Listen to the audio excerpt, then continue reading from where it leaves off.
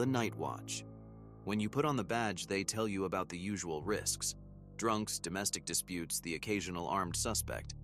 But there's no training manual for what I encountered that night. I was working the graveyard shift, patrolling the outskirts of our small rural town. It was the kind of place where the biggest call you'd get was a cow loose on the highway. But that night was different. Dispatch came through around 1:45 a.m. Unit 3, 5, respond to a 10:37. Caller reports suspicious activity near Black Hollow Preserve. Black Hollow. Just hearing the name sent a chill up my spine. It was a dense patch of wilderness on the edge of town. People stayed away from it, mostly because of the stories. Campers disappearing, strange lights, that kind of thing. But the logical part of me brushed it off as local superstition. I picked up the radio. 3-5 responding. The drive out there was uneventful. Quiet roads, the occasional flash of deer eyes in my headlights. But as I approached the preserve, the atmosphere shifted.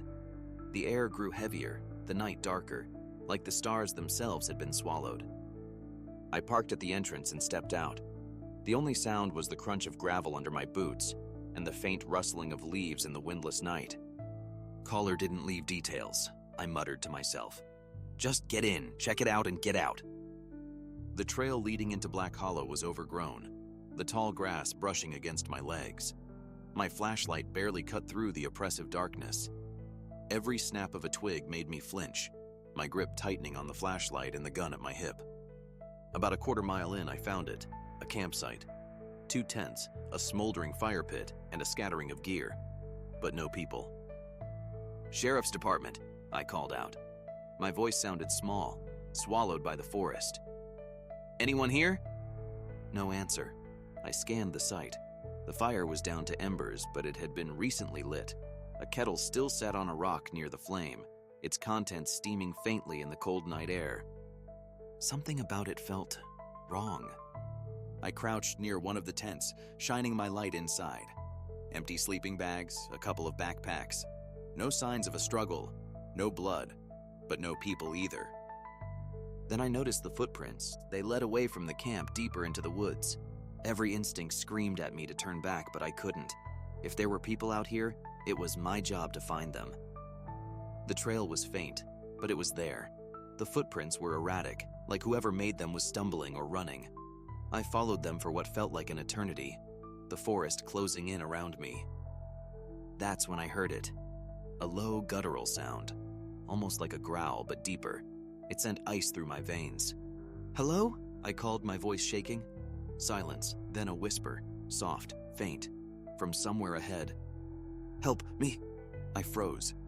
It was a woman's voice, barely audible, but laced with desperation. Ma'am, where are you? No response.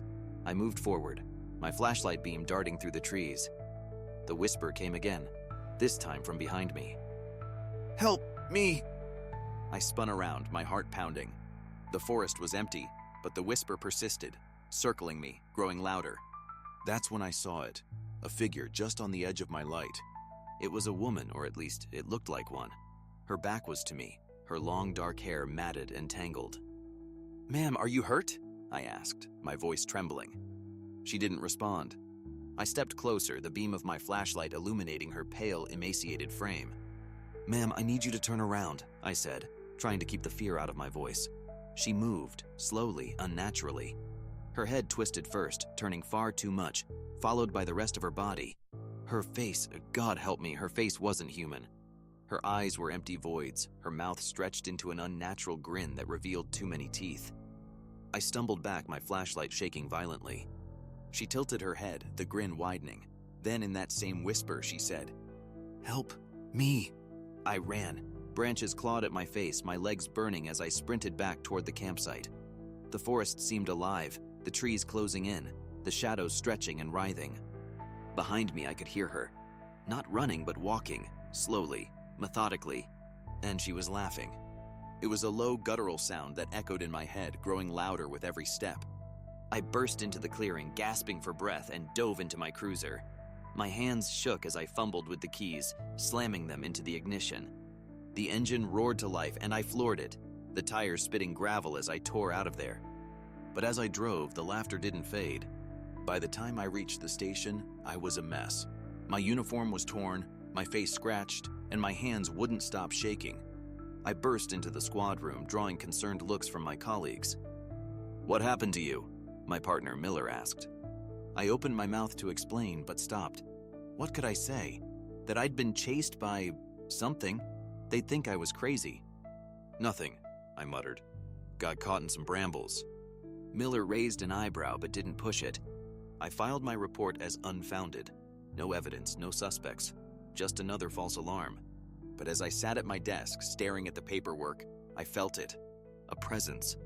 I glanced up at the window. She was there, her face pressed against the glass, that impossible grin staring back at me.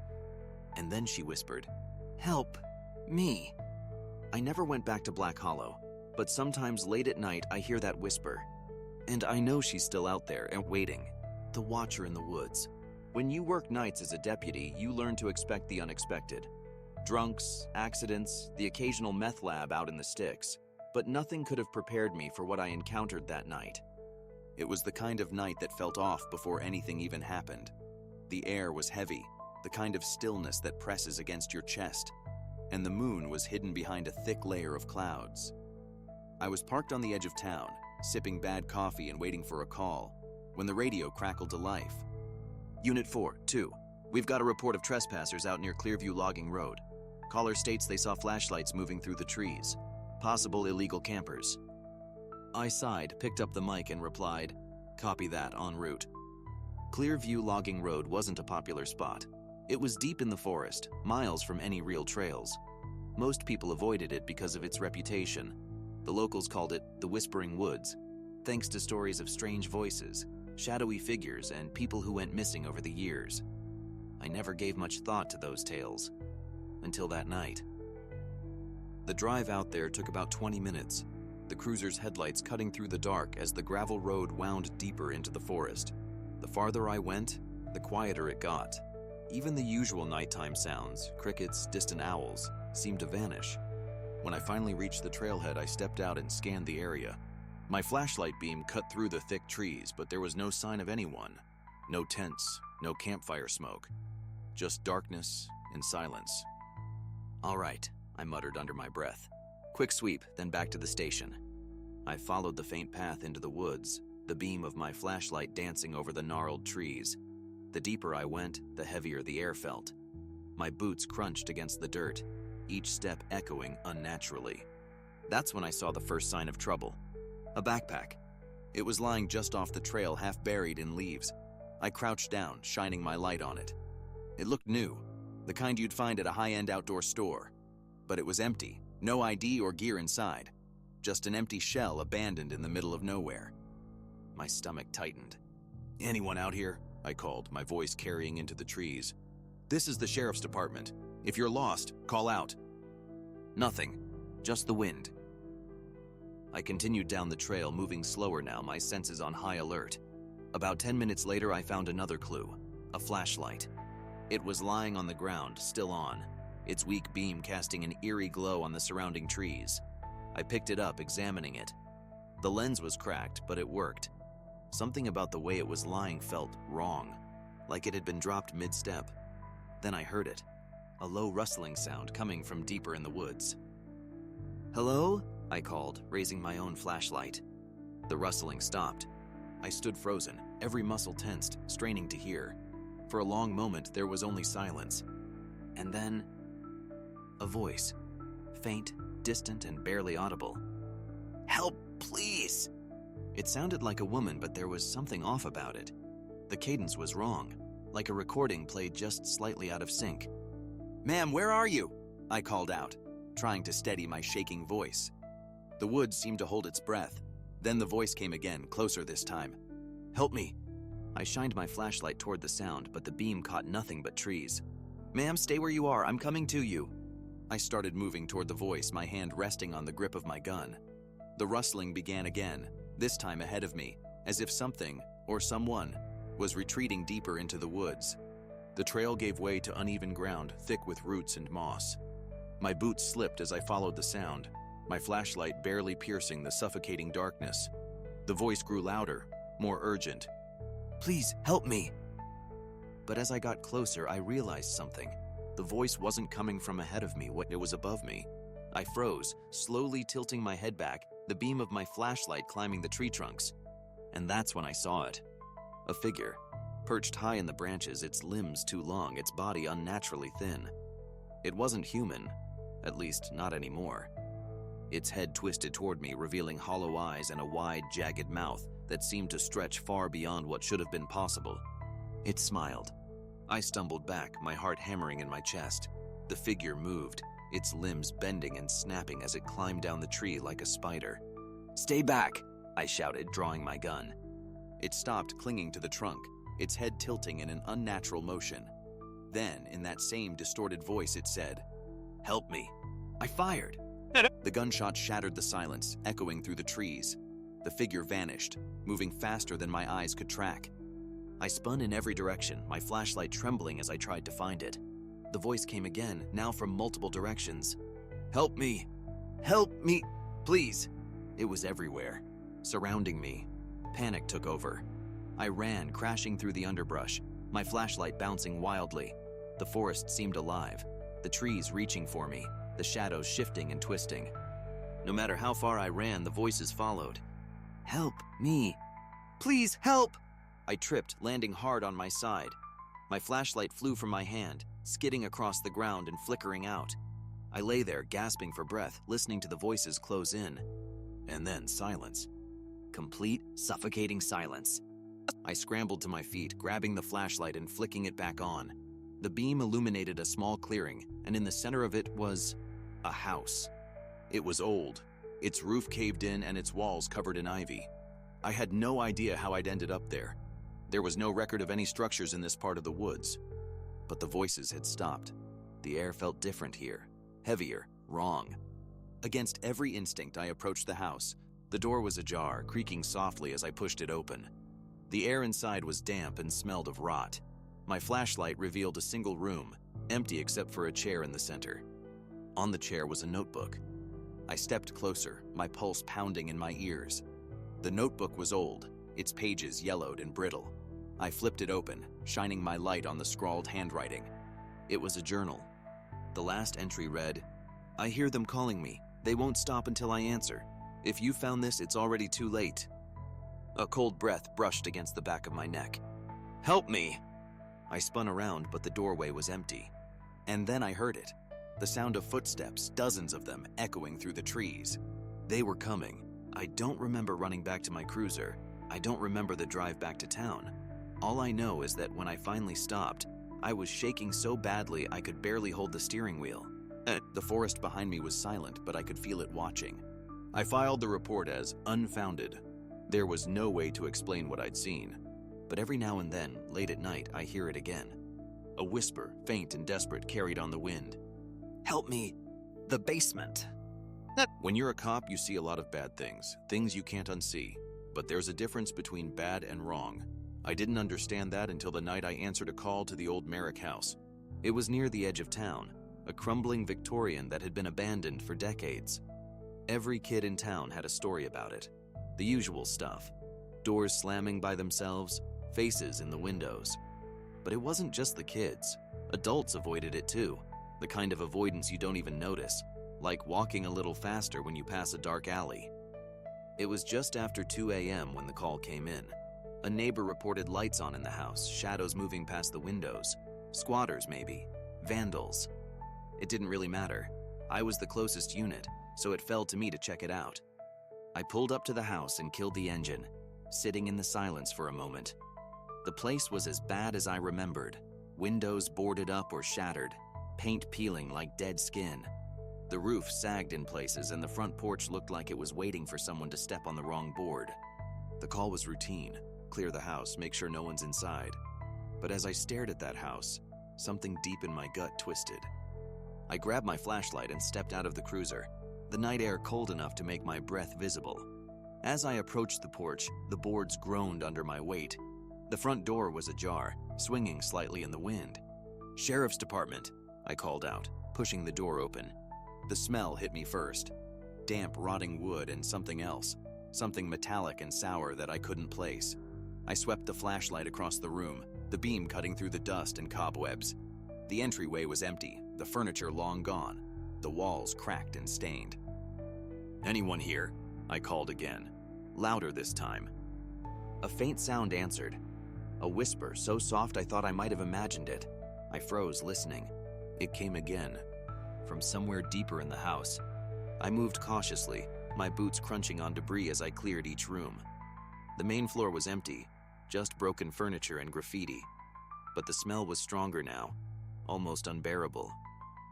At the back of the house, I found a door that led down to the basement. The wood was warped and swollen, the kind that fights back when you try to open it. The whispering was coming from behind that door. I hesitated, every instinct screaming at me to call for backup. But the whispering, it wasn't angry or threatening, it was pleading. I pressed my ear to the door. "Help! Us!" I stepped back, my pulse hammering in my ears. "Who's down there?" I demanded, my voice shaking despite my best effort to stay calm. No answer. I gritted my teeth, grabbed the doorknob, and yanked it open. The basement stairs were steep and narrow, the wood groaning with every step. My flashlight barely lit the bottom, the shadows swallowing most of the space. "Sheriff's Department!" I called out again, my voice echoing. The whispering stopped. The silence was worse. At the bottom of the stairs, the air was freezing. My breath came out in puffs, hanging in the dim light. The basement was larger than I expected, the walls lined with old shelves covered in dust and mold. In the center of the room was something that didn't belong. A door. It was freestanding, not attached to anything. Just a black wooden door with an ornate brass handle, sitting in the middle of the concrete floor. I approached it slowly, my flashlight trained on it. The wood was flawless, not a single scratch or scuff, as if it had just been made. The whispering started again. "Help us!" It was coming from the other side of the door. I reached out, my hand trembling as I touched the cold brass handle. The whispering grew louder, more desperate. "Please, help!" I turned the handle. The door opened into darkness, a black void that seemed to swallow the light of my flashlight. The smell hit me in a wave. Rot, blood, and something worse, something primal. I stepped back, the hairs on my arms standing on end. And then I saw them. Hands, dozens of them, pale and skeletal, reaching out from the darkness. They clawed at the edge of the doorframe, stretching toward me. "Help us!" they wailed, the voices overlapping, rising into a deafening chorus. I stumbled back, my heart slamming against my ribs. "Stay back!" I shouted, drawing my gun. The hands kept coming, followed by arms, shoulders, faces, twisted, hollow-eyed things that weren't human. "Help us!" I fired. The sound of the gunshot was deafening in the confined space, the muzzle flash lighting up the room for a split second. The figures didn't flinch. The door began to move, tilting toward me as if the void was spilling into the room. I turned and ran. The stairs groaned under my weight as I sprinted up, the whispering following me, growing louder with every step. I hit the main floor and slammed the basement door shut, leaning against it as I struggled to catch my breath. The house was silent again, but I didn't trust it. I backed away from the door, my gun still drawn, and made my way to the front of the house. As I stepped outside, the air felt lighter, the oppressive weight lifting. But I didn't feel relief, because in the distance, carried on the wind, I still heard them. "Help us!" I never told anyone what I saw that night. I wrote the report as no evidence of trespassing, but I couldn't shake the feeling that something followed me out of that house. Sometimes late at night, I hear whispers in my own home, and when I close my eyes, I see that door, waiting, watching, calling, the cabin on Ridge Road. I never believed in ghosts, not until Ridge Road. It was one of those calls that felt like a joke the second it came in. A missing person report, out near the state line. Ridge Road wasn't much of a road, just a dirt path winding through the woods. The nearest neighbor lived 2 miles away, and even they said they didn't bother driving down there. The man who called, Mr. Harlan, said his son went to check on their family's hunting cabin and hadn't come back. He sounded worried but not panicked.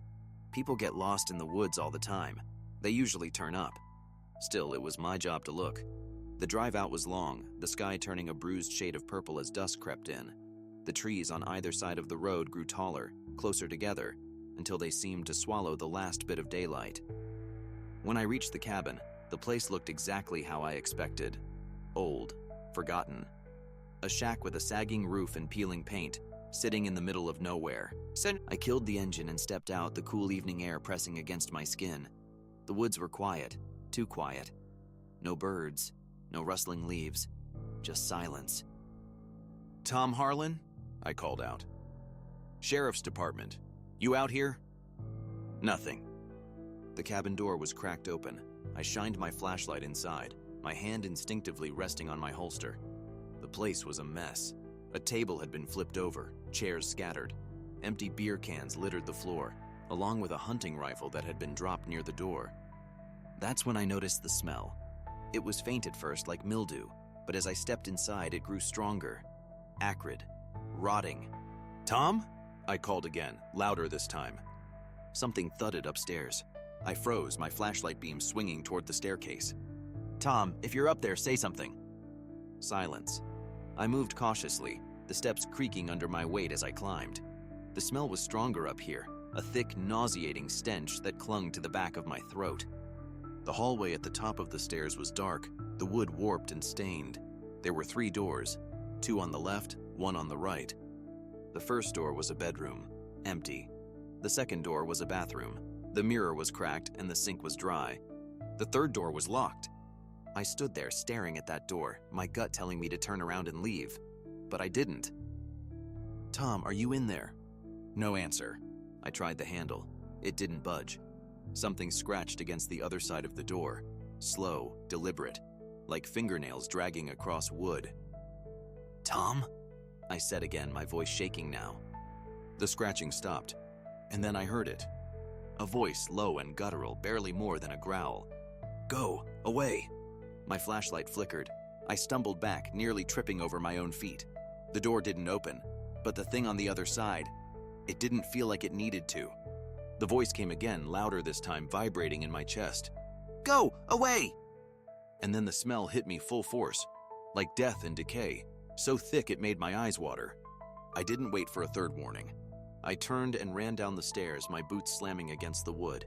The cabin seemed darker now, the walls closing in as if the house itself wanted to trap me. As I reached the front door, I heard footsteps behind me. Heavy. Fast. I didn't look back. I sprinted to my cruiser, fumbling with the door handle before throwing myself inside. The engine roared to life, and I slammed it into reverse, the tires kicking up dirt as I tore away from the cabin. In the rearview mirror, I saw the door swing open, and something stepped out. It wasn't Tom, it wasn't human. It was tall, its limbs too long, its head tilted at an unnatural angle. And even though I was speeding down the road, I swear to God it was watching me. When I got back to the station, I didn't tell anyone what I saw. I just filed the report, saying there was no sign of Tom Harlan and that the cabin was abandoned.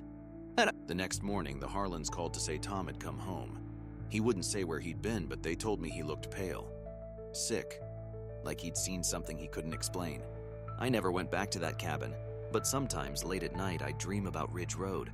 I dream about the thing in the doorway, its hollow eyes fixed on me, its voice rattling in my chest. "Go! Away!"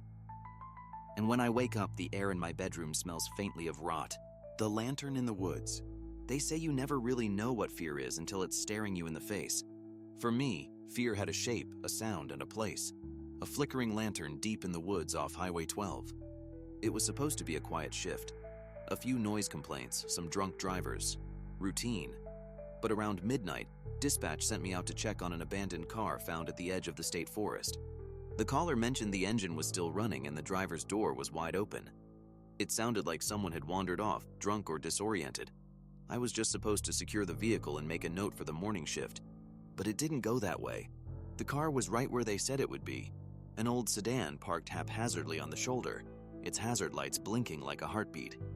The engine was off now, but the headlights were still on, throwing weak beams into the surrounding trees. I stepped out of my cruiser, the crunch of gravel under my boots sounding too loud in the stillness.